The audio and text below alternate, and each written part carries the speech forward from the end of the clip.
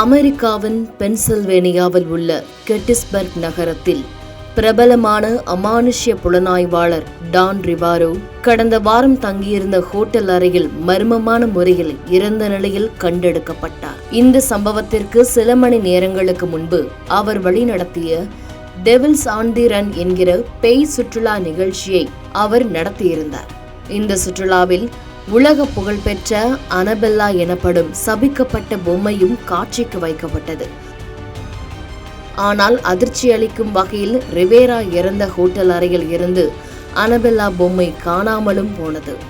இதை Adams county மரண விசாரணை அதிகாரி அதிகாரப்பூர்வமாக உறுதிப்படுத்தியுள்ளார். ரிவேரா முன்னாள் அமெரிக்க இராணுவ வீரர் என்பதோடு அமெரிக்க மக்கள் மத்தியில் பிரபலமானவரும் கூட.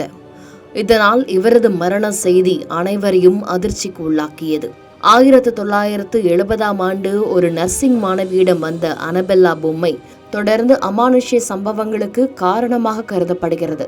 தற்பொழுது ரிவேராவின் மரணம் மற்றும் அனபெல்லா பொம்மையின் மாயமும் அமெரிக்காவில் பேய் பரப்புகளை மேலும் வலுப்படுத்தியுள்ளது.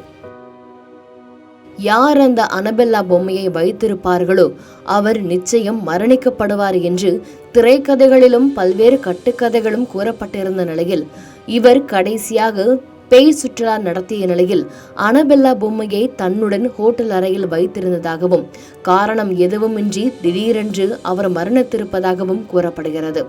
அவர் எப்படி இறந்தார் என்பதற்கான காரணத்தையும் கண்டுபிடிக்க முடியாமல் அமெரிக்க அதிகாரிகள் திண்டாடி போயிருக்கிறார்களாம். காரணம், அவர் இறந்த இடத்தில் வேறு எந்தவித பொருளும் அதற்கான அறிகுறிகளும் இல்லாத காரணத்தினால் விசாரணையை எங்கிருந்து தொடங்குவது என்று அவர்கள் விழிப்பதுங்கி இருக்கின்றனர். இந்நிலையில் அனபெல்லா கதையில் வருவது போன்று நிஜத்திலும் அந்த பொம்மையை அவர் வைத்திருந்ததனால்தான் இவ்வாறு அவர் உயிரிழந்திருக்கிறார் என்றும் அப்பகுதி மக்கள் கூறுகின்றனர். செய்திகளை உடனுக்குடன் தெரிந்து கொள்ள கீழ்கண்ட கேபிள் மற்றும் டிடிஎச் நெட்வொர்க்குகளில் எம்நாடு செய்தி தொலைக்காட்சியை காணுங்கள்.